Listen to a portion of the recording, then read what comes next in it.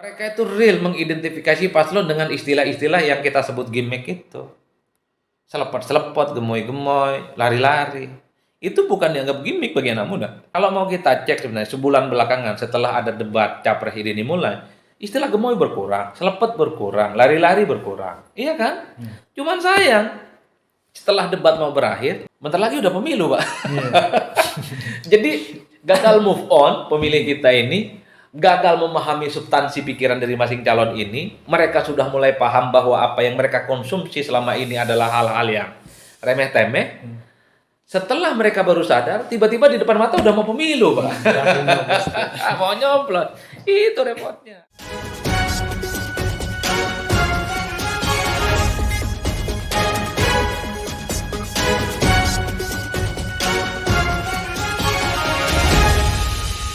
Halo Changers, lanjut di Game Changers.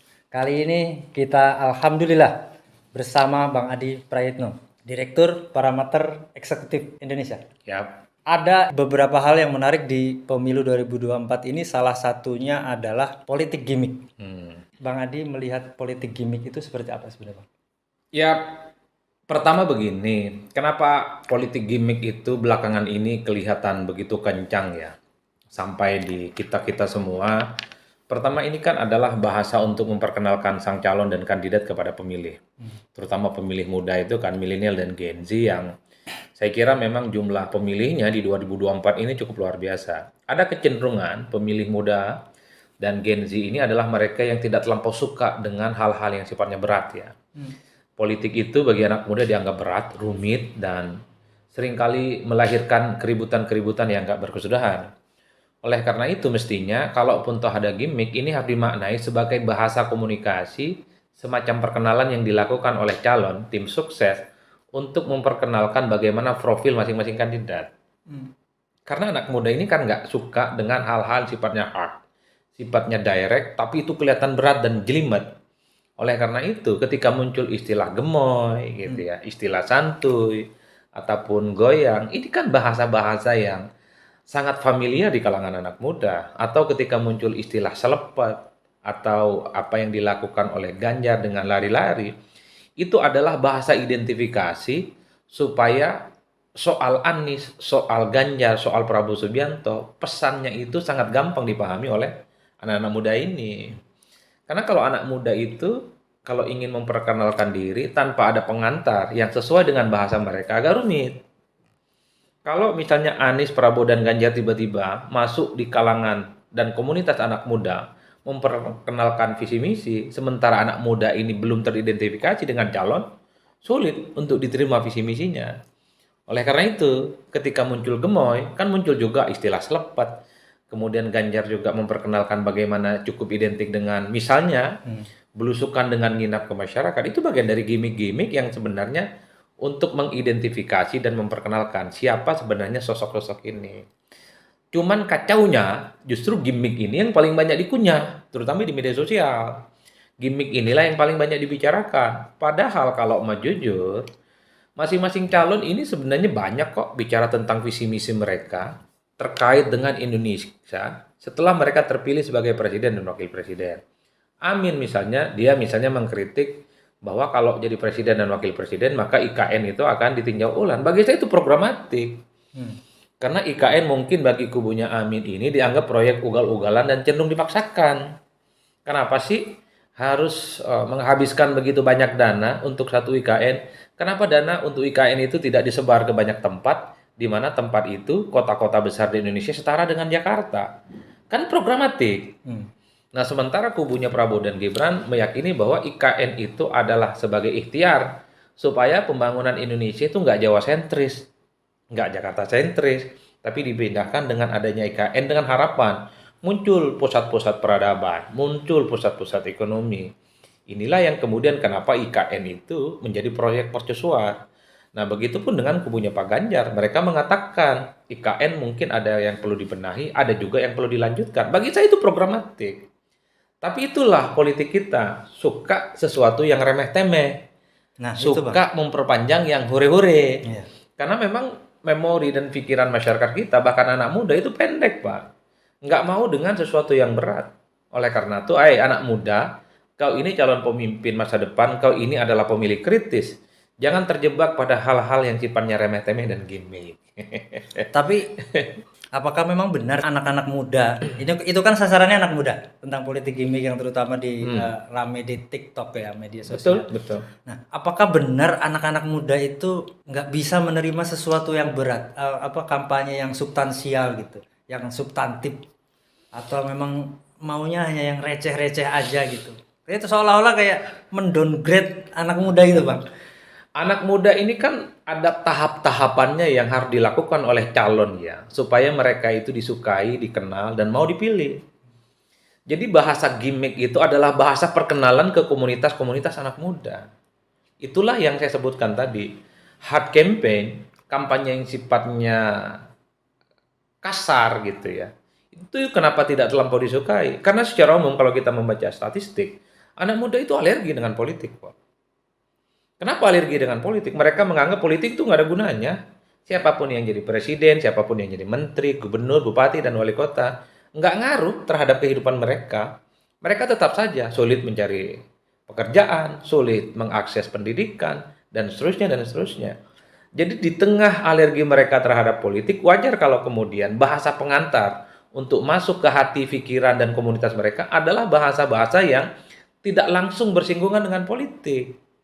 Istilah gemoy, santuy, jogetin aja, itu kan bahasa untuk memperkenalkan. Nah, kalau bicara gemoy dan santuy, itu Prabowo dan Gibran. Kalau anak muda sudah teridentifikasi, kenal gemoy, santuy itu adalah Prabowo Gibran, baru secara perlahan mulai diinjeksi itu dengan narasi dan gagasan-gagasannya tentang hilirisasi, tentang IKN, iya kan? Tentang bantuan sosial, makan gratis, susu gratis, kan begitu turunannya. Anak muda ini kan tidak suka kalau langsung ditusuk hati dan pikirannya, harus ada prolognya. Gimmick ini prolognya. Begitupun kalau setelah itu kita melihat kubunya Amin, kenapa memperkenalkan selepet? Itu kan bahasa untuk mengidentifikasi Anies Baswedan yang selama ini kelihatan kaku, sangat akademis, dan bahasanya agak melangit. Nah, tapi ketika ada selepet, orang melihat, oh ini kubu Amin selepet. Sehingga istilah apapun terkait dengan ekonomi, politik, dan hukum, pakai istilah selepet, Pak. Selepetnya banyak. Ya, IKN dievaluasi misalnya kan. Infrastruktur kalau bisa dievaluasi dan semacamnya. Begitupun dengan kubu Ganjar. Dengan belusukan plus nginap. Itu kan bagian dari gimmick. Orang secara perlahan akan melihat, oh Ganjar Mahfud ini suka keluyuran. Dia mendatangi masyarakat dari satu tempat ke tempat yang lain. Bahkan nginap di situ. Itu kan sebenarnya remeh-temeh dan receh. Bukan programatik. Tapi kan setelah gimmick itulah anak muda mengidentifikasi, oh Ganjar Mahfud ini suka belusukan nginap, oh ini ada gemoy dan santuy, oh ini selepet. Setelah itu para paslon dan tim sukses memasukkan ide-ide dan gagasan mereka. Unfortunately, sayangnya berhenti sampai gimmick, udah gitu aja Pak. Anak muda atau masyarakat secara umum, siapa coba yang mau berdebat secara panjang tentang seberapa penting hilirisasi? Lalu kira-kira kalaupun toh hilirisasi penting untuk ekonomi kita, siapa yang diuntungkan dari ekonomi hilirisasi itu? Jangan-jangan benar kata kubu Amin, di wilayah yang misalnya ada hilirisasi ternyata kesejahteraannya misalnya tidak maksimal. Kan ini menarik untuk diperdebatkan. Atau misalnya tidak mau berdebat anak-anak muda kita ini tentang pentingnya IKN pindah atau tidak. Lah karena misalnya pendukung Amin, PKS khususnya, kalau mereka menang pemilu, ibu kota tetap Jakarta, Pak. Iya kan? Kau bisa lihat tuh di depan gedung PKS. Ya, Amin menang, Jakarta tetap ibu kota. Itu kan menunjukkan ada satu paradigma yang terbangun secara ekstrim gitu, 1 dan 2. Termasuk nomor 3 yang lebih mendukung juga sebenarnya kepada keberlanjutan IKN ini. Cuman itu tadi, kenapa nggak dilanjutkan dengan perdebatan-perdebatan yang berat? Itu artinya apa? Pikiran kita semua, termasuk anak muda, nggak suka dengan perdebatan-perdebatan yang berat gitu loh Pak. Kalau urusan gimmick, wah udahlah ini tawurannya nggak kelar-kelar. Makanya sampai sekarang orang tetap ngomong gemoy, ngomong selepet gitu loh Pak. Ngomong tentang lari-lari yang dilakukan oleh Ganjar dan seterusnya. Oleh karena itu, ya bagi saya menjadi penting ya, anak-anak muda ini sudah harus mulai menaikkan level diskursusnya. Oke, kan kau sudah tahu nih, yang selepet siapa, yang gemoy siapa, yang lari-lari siapa. Setelah itu preteli program kerja mereka masing-masing. Wah, itu butuh waktu tapi itu, Bang. Ya nggak perlu butuh waktu amat, Pak. Setengah hari kan tahu. Oh, Anies ini adalah mantan gubernur. Tinggal dicek. Anies selama gubernur itu ngapain? Tinggal dicek juga Muhaimin ini selama jadi pimpinan partai, sekarang misalnya adalah pimpinan DPR, cek. Ngapain ini Gus Muhaimin ini, gitu loh. Prabowo Subianto cek. Sejak jadi Menhan ataupun pernah jadi Ketua Umum Partai Gerindra, termasuk misalnya perjalanan panjangnya di masa lalu, juga dicek. Gibran, anaknya presiden, 2 tahun, 3 tahun jadi wali kota, dan calon presiden, bisa dicek. Ganjar, 2 periode anggota dewan, 2 periode gubernur Jawa Tengah, bisa dicek ngapain aja, kan sederhana menurut saya. Mahfud MD, profesor, pernah di eksekutif, legislatif, dan yudikatif. Udah, ini menu politik yang mestinya di tracking oleh anak muda. Problemnya anak muda ini kan rata-rata suka dengan sesuatu yang given, sesuatu yang sudah terberi gitu loh, Pak. Dengan injeksi narasi-narasi yang dimunculkan oleh masing-masing tim sukses. Tentu dengan potongan-potongan video yang cherry picking namanya, potongan video yang itu selalu diamplifikasi oleh calon. Diamplifikasi di TikTok, di Twitter, di IG. Dan tujuannya adalah untuk menggiring opini supaya anak-anak muda khususnya suka dan menggandrungi salah satu calon.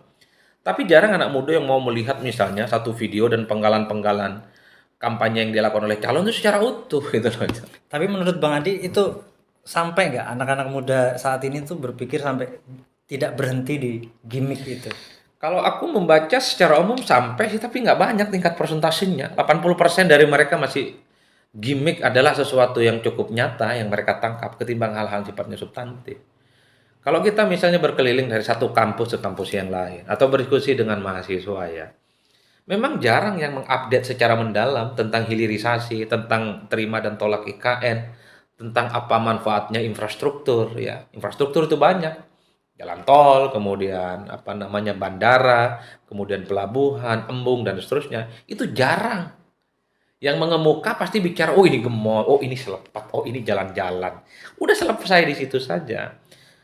20% atau 15% yang bicara tentang program ini adalah mereka yang aktivis-aktivis, Pak. Anak-anak Cipayung, anak-anak BEM gitu loh, aktivis mahasiswa. Tapi bukannya zaman dulu juga seperti itu, Bang? Kalau zaman dulu enggak dong. Mereka itu lebih engage dan lebih peduli dengan urusan-urusan politik elektoral. Karena zaman-zaman dulu aktivis-aktivis, terutama yang pro demokrasi di kalangan mahasiswa, mereka menganggap suka tidak suka negara ini dikuasai dan dikendalikan oleh proses politik, Pak.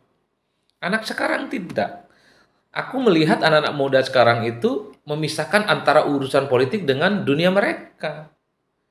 Siapapun yang jadi presiden, yang jadi anggota dewan, gubernur, bupati, dan wali kota, nggak ada gunanya buat mereka.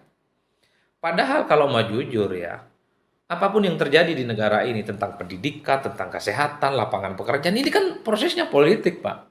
Undang-undang Cipta Kerja, apakah ramah terhadap anak muda? Kan tinggal dicek. Siapa yang bikin undang-undang Cipta Kerja? DPR sama pemerintah. Makanya jangan salah memilih DPR dan jangan salah milih presiden. Kan itu jalan ceritanya, Pak. Ini yang menurut saya ironi dari anak muda. Saya tidak ingin mensimplifikasi. Ada yang berpikiran kritis tapi nggak banyak. Jauh lebih banyak yang berpikir remeh-temeh, receh-receh, dan hore-hore. Gitu. Nah, bicara pemilih muda itu, Bang ya. Itu juga waktu di akhir tahun kemarin, terutama Desember itu saya lihat dari baca data survei itu, undecided voters itu termasuk dari kalangan muda yang paling banyak. Betul, betul. Kenapa undecided itu besar? Anak muda ini adalah anak-anak yang kritis tapi skeptis, Pak. Dia pikirnya kritis dia. Dia berharap siapapun yang maju dalam pertandingan pilpres khususnya adalah mereka yang diharapkan mampu mengubah keadaan negara ini. Tapi pada saat yang bersamaan mereka tidak terlampau yakin dengan yang bertanding gitu loh, Pak. Nah, apakah politik gimmick ini seperti Selpet dan Gemoy ini mampu mengubah undecided voters itu? Susah, susah. Pada akhirnya apa? Anak-anak muda, pemilih muda ini akhirnya dimobilisasi. Tergantung siapa yang ngajak, entah teman, entah orang tua, entah peer group namanya, teman-teman dekatnya, atau orang lain, tokoh-tokoh masyarakat atau orang-orang kuat di sekitar kehidupan mereka. Tapi bukan didasarkan atas preferensi rasional bahwa mereka datang ke TPS, pilih partai, pilih capres, pilih anggota dewan karena didasarkan atas tracking mereka terkait dengan rekam jejak calon Anak muda jadinya menjadi medium yang sangat mudah untuk dimobilisasi. Sama dengan pemilih-pemilih yang lain. Betul bahwa kita punya bonus demografi ya. Hampir 58% pemilih muda di 2024. Tapi sorry itu saya harus saya katakan, mereka gampang dimobilisasi. Mobilisasi itu adalah pilihan politik yang digerakkan oleh unsur-unsur pribadi orang. Mungkin karena teman yang ngajak dia ikut. Sekalipun calon yang mau diusung dia nggak tahu. Karena ada sahabat, mungkin pacar, teman main, bahkan orang tua. Karena diajak oleh mereka mau tuh milih salah satu calon. Tapi bukan memilih berdasarkan basis-basis rasionalitas yang saya sebut sebagai partisipasi. Pemilih rasional itu adalah pemilih yang datang ke TPS, dia dengan satu keyakinan tahu persis siapa partai yang mau dipilih, presiden yang mau dipilih, anggota dewan yang dipilih. Caranya gimana? Tracking. Jadi gadget yang mereka punya, internet yang all the time mereka lahap, mestinya dijadikan sebagai alat untuk mengetahui, oh ini loh kubu Amin, oh ini loh kubu Prabowo Gibran, oh ini loh Mahfud sama. Kan gitu aja, Pak. Tapi kalau kondisinya semacam ini kan sepertinya agak sulit ya untuk mengharapkan hal semacam itu. Sulit, Pak. Pertama dari faktor elit ya. Ada kecenderungan memang elit itu untuk menyampaikan pesan-pesan dan narasi politiknya ke khalayak secara umum termasuk anak muda memang dengan cara yang remeh-temeh. Bahkan kalau mau jujur di Pilpres 2024 yang diperkenalkan pertama kali hal-hal yang remeh-temeh, Pak. Yang selepat-selepat lah, yang gemoy-gemoy lah, yang lari-lari lah. Bukan langsung pada gagasan. Jadi yang ditangkap itulah yang menjadi kesan pertama di kalangan anak muda. Oh iya gemoy, oh iya selepat, oh iya lari-lari. Mestinya gaspol di awal masing-masing kandidat itu pada program. Tapi nggak susah itu. Tapi susah itu satu. Jadi ini soal supply. Jadi supply informasi yang dilakukan oleh elit tim pemenangan itulah yang kemudian membuat kenapa situasi semacam ini membuat gimmick justru jauh lebih laku ketimbang yang lain. Yang kedua, masa kampanye yang singkat, Pak. Kau bisa apa dengan masa kampanye yang cukup singkat ini? Iya, iya. Nggak bisa ngapa-ngapain. Itulah yang saya sebut. Kenapa masa kampanye itu perlu seperti periode-periode sebelumnya misalnya 6 bulan. Ini sebagai ajang untuk mengekspos kok pikiran-pikiran mereka kepada pemilih. Ini kan baru PDKT istilahnya Bang ya. PDKT 3 bulan tuh nggak bisa ngapa-ngapain. Ya paling bisa bikin baliho, bikin spanduk, memperkenalkan calon dengan istilah-istilah gimmick. Mestinya fase 2-3 bulan itu hanya cocok untuk memperkenalkan calon, promosi calon, sosialisasi calon. Pasca itu sebenarnya masuk bulan keempat, bulan kelima dan seterusnya. Itu adalah fase di mana anak muda, pemilih secara umum diperkenalkan apa misi-misinya. Gitu, Pak. Tapi bagaimana peran penyelenggara Bang dalam pendidikan pemilih? Ya sama aja. Penyelenggara juga berdalih bahwa mereka itu tidak terlampau punya expose, tidak punya kekuatan infrastruktur yang memungkinkan sosial politik yang bisa dilakukan secara masif. Waktunya terbatas, anggarannya terbatas, resource-nya terbatas.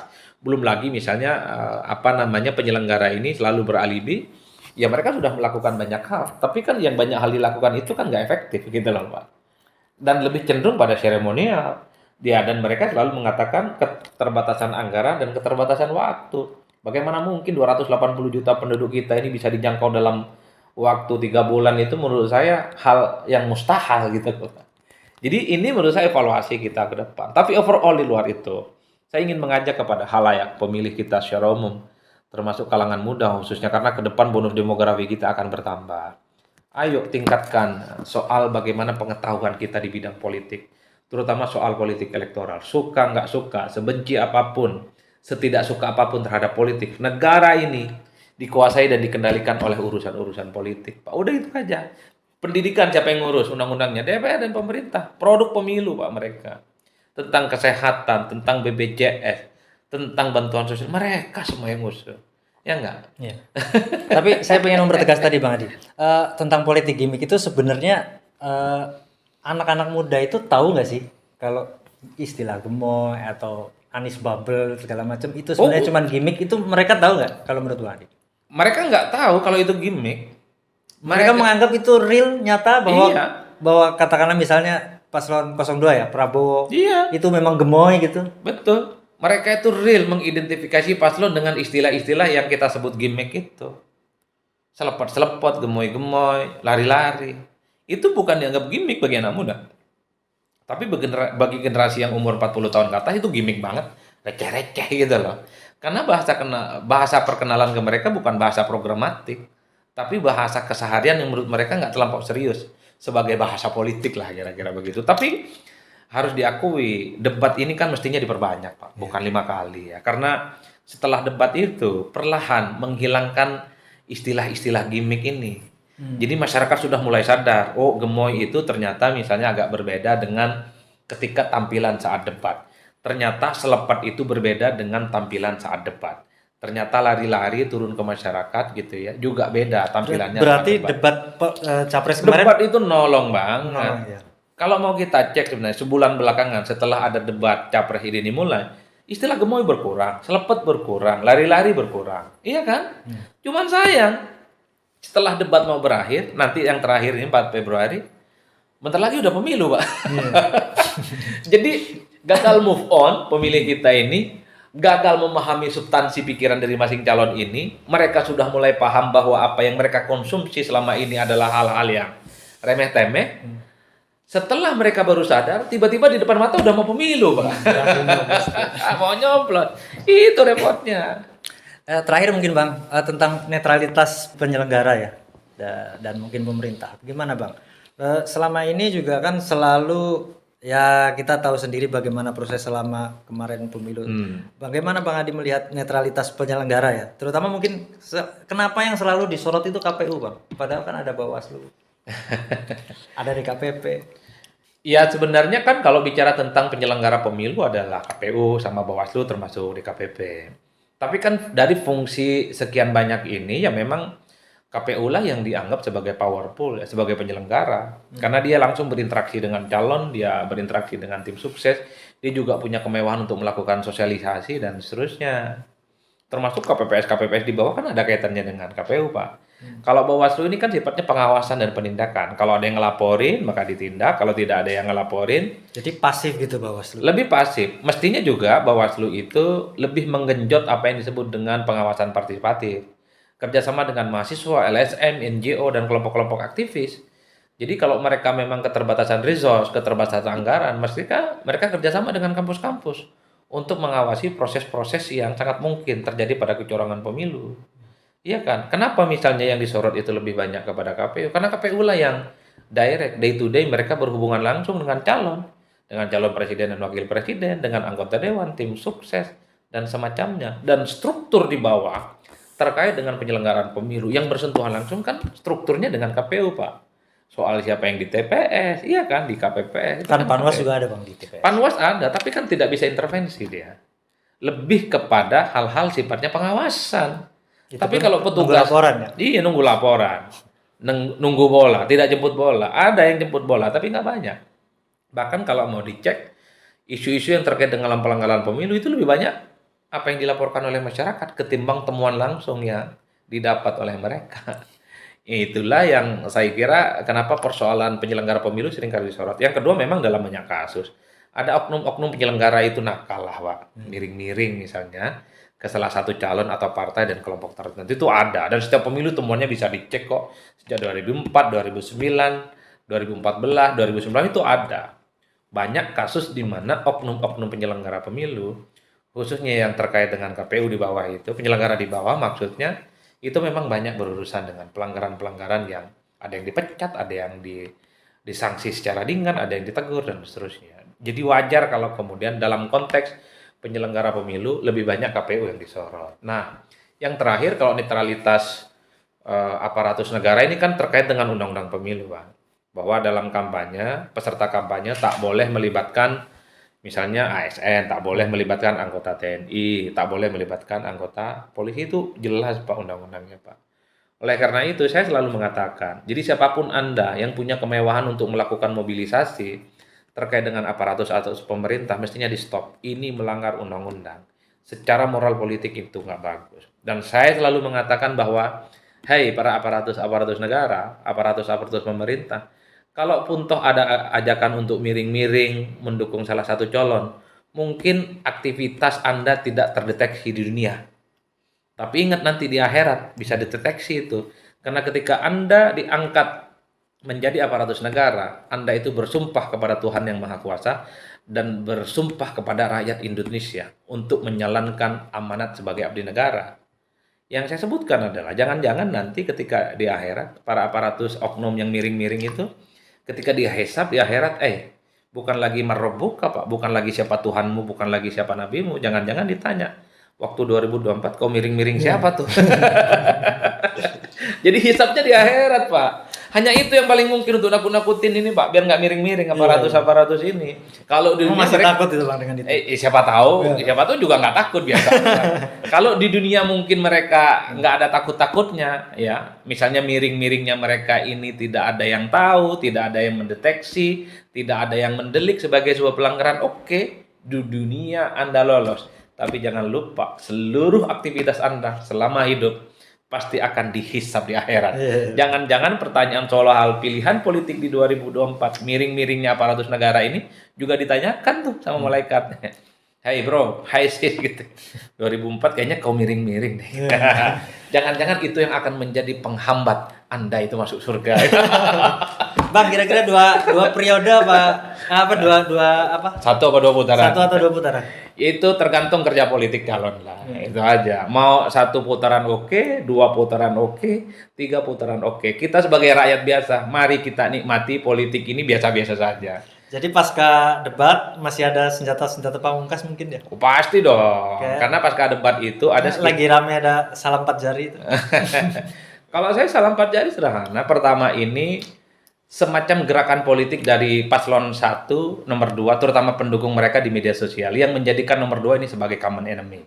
Jadi pendukungnya Amin, pendukungnya Ganjar dan Mahfud menjadikan Prabowo Gibran sebagai common enemy. Anda melihat itu real dari masyarakat organik? Ya organik lah, kan ramai sekarang kan.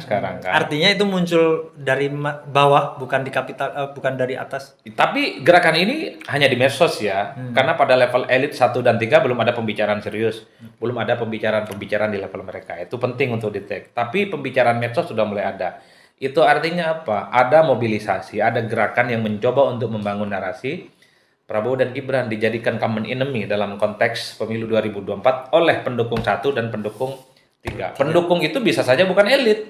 Bisa saja hanya pendukung organik yang mencoba untuk menjadikan nomor 2 ini musuh bersama. Yang kedua, ini kan mengindikasikan bahwa pada level pendukung 1 dan 3 ini mulai ketemu chemistry-nya, Pak. Kalau ada pilpres putaran kedua, maka sangat mungkin 1 dan 3 ini berkoalisi melawan nomor 2. Kalau 2 putaran. Kalau 1 putaran, maka salam 4 jari, salam 5 jari, ya wassalam lah. Oke Bang, pesan buat terutama generasi muda nih, milenial dan Gen Z yang merupakan kalau digabungin jadi pemilih terbesar ya, apa pesannya? Pertama, jangan kelamaan ngunyah-ngunyah isu yang kaitannya dengan gimmick. Anda itu calon pemimpin masa depan, Anda itu pemilih rasional, Anda itu pemilih kritis. Pilihlah calon pemimpin partai politik, anggota dewan dan presiden didasarkan atas ukuran-ukuran rasional setelah Anda mengetahui rekam jejak mereka. Itu penting, Pak. Jadi Anda datang ke TPS dengan satu iman politik yang kokoh bahwa Anda sudah tahu di antara paslon ini kira-kira siapa yang paling mungkin akan mengubah bangsa ini. Nah, itu aja, Pak. Yang ketiga, jangan alergi dengan politik, udah. Sesebel apapun Anda, sebenci apapun Anda, kawan-kawanku anak muda, dengan politik, suka nggak suka, negara ini dikuasai dan dikendalikan oleh urusan-urusan politik. Oleh karena itu, pemilu harus dijadikan sebagai reward and punishment. Pilihlah mereka yang saat ini memiliki rekam jejak yang bagus, pilih sebagai pemimpin. Tapi hukumlah mereka yang selama ini memiliki rekam jejak yang buruk dan busuk. Jangan pilih di TPS. Itu aja, Pak. Terima kasih Bang Adi. Luar biasa. Terima kasih waktunya. Jadi serius begini. Iya ya, padahal kita nyantai ngopi gitu. Ngopi. Oke para Changers, demikian obrolan dengan Bang Adi. Semoga teman-teman bisa cerdas lah dalam memilih ya, terutama anak-anak muda. Jangan cuman termakan dengan politik-politik gimmick. Mantap sudah ini. Itu saja. Sampai jumpa di video selanjutnya. Terima kasih. Assalamualaikum. Waalaikumsalam warahmatullahi wabarakatuh.